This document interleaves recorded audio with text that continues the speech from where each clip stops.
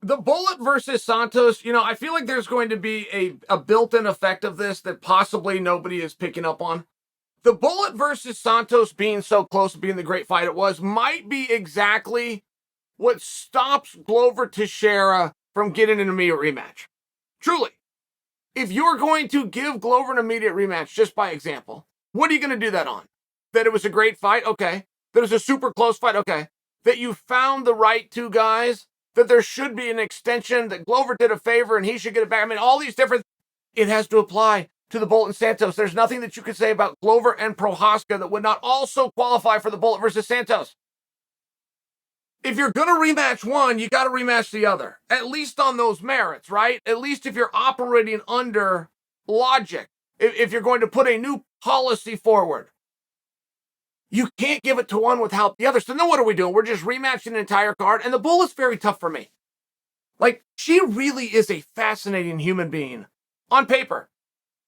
We're told that she speaks 7 languages, just by example. I have to say we're told. How do we know?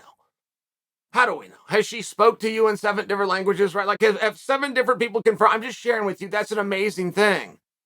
She trained the military, not only in unarmed combat, she trained them in armed combat. Her mother was a world champion in something. Was it judo, guys? But in something. Oh, and by the way, her sister is completely awesome as well. I mean, it really is an interesting thing. And you guys aren't interested in her, and I don't know why. And I'm not challenging you. I find those things interesting. I find it really interesting to look into something from a marketing aspect. It's really hard to be in between, right? You're either the good guy or the bad guy. And I know that that's a very lazy approach to it, but it's a very accurate approach to it. This is television and this is storytelling. So the writers will never get any script ever picked up in the history of time unless one guy is clearly the good person and one guy is clearly the antithesis. It's every script within the world. And there's something about the Bullet that you don't like. There's something about the Bullet. She's not over with you guys. And I have to lay this out because I know you're going to push back in the comment section and go, oh my God, it's my favorite fighter. How could you say that? She's a huge star. The Bullet is not main eventing, so we can stop right there. The Bullet is not over with you guys. Prochazka versus Glover was not the most anticipated UFC of the year. However, it just might have been the most unanticipated. Truly. Don't think about what you know now and how much you loved it and it was the greatest card ever. Don't think about that. I'm talking about anticipation, which has to come prior to the event. So think of Friday of last week. If you're a fight fan, certainly you've lost sleep somewhere in history, right? It's Friday night. It's going to be the next day. You're checking the clock. Oh my God, what time are my buddies coming or what time's the pizza getting delivered? This is awesome. What can I read about? Okay, the weigh-ins are done. All right, I got to get some sleep, right? It's like a kid at Christmas. You were nothing like that the day before Glover versus Prochazka. It was not an anticipated fight. It did not have a whole lot on it, and it still was going to be the main event over the Bullet. So don't push back on me. The audience in the crowd just isn't on board with the Bullet. I'm just wondering why, and you may not know. You may not know. I feel as though we're finally getting a little bit of a glimpse into it, that she just hasn't picked a side. Anybody who's been in this organization as long as she has been in it, and has never done anything to upset the audience is probably being pretty insincere. If you're caught on camera for 7 straight years in some of your most glorious and some of your most vulnerable moments, and you never scuff your knee on the side of offending somebody, of being unsportsmanlike, of challenged, of doing anything that would put you in a negative category, you're probably a very insincere person. You're probably acting and playing a character. Very loose and circumstantial evidence by me, but it would be a remarkable feat to be on television in those types of moments for this many years and always be the sweet little girl. And she got real close to it after this fight with Santos. She wanted to make an excuse. She did her best to tell you guys a story of the jet lag and of the flight. She did her best to make an excuse for victory. It's interesting. I don't know how that's going to sit with you. I don't know. But it was an amazing fight, and I will tell you, every upset in history has the same ingredient. They have a few ingredients, but the same every upside in history. The A side will find themselves in a fight, a game, a match, a contest, harder than they expected it to be. That is the number one thing that will happen in absolutely every upset. no matter how much you prepared or you didn't prepare, you will find yourself in a contest that's harder than you thought it was going to be. And that's when things unravel very quick. And I have to give the Bullet a ton of credit. As awesome as she also passed that test.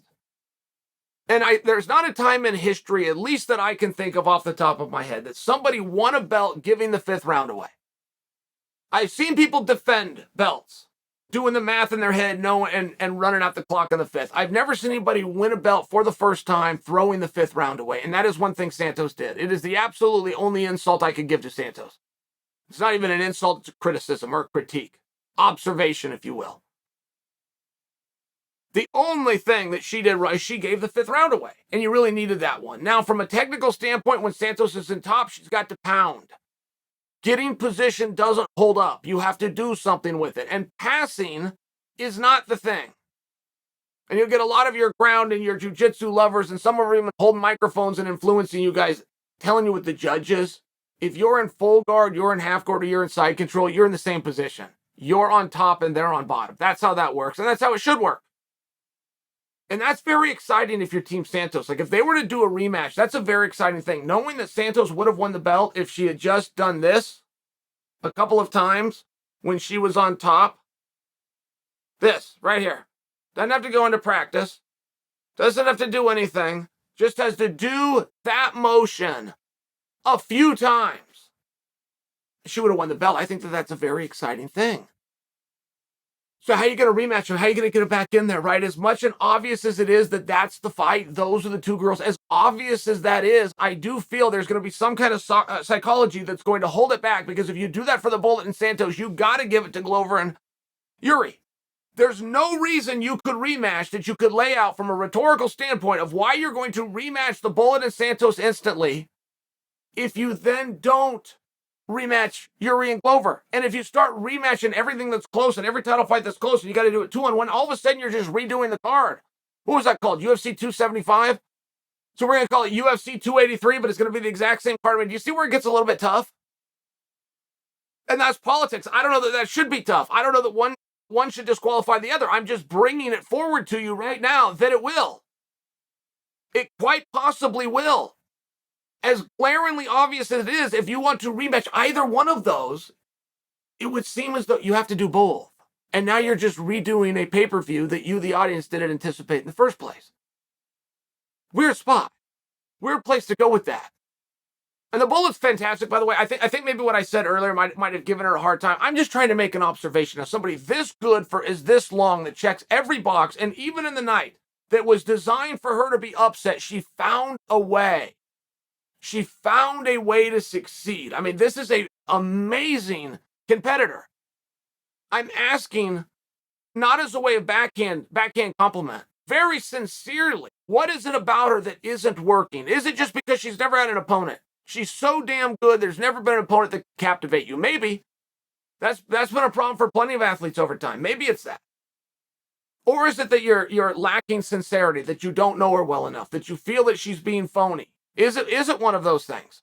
I mean, it was the very hard comment to hear her make. She didn't want to make an excuse, but she gave you, the audience, enough evidence to tell a story that this was a hard fight because of jet lag, because of the location, because my flight was 20 hours. Does that bother you? Perhaps no. Perhaps Chael's going down the wrong road. I'm just curious, and before you push back and you tell me I'm wrong, that you love her, she's a co-main event. So don't tell me that, because it's not true. One of us is right here. That's me. But all I'm looking for help for is just trying to figure out why.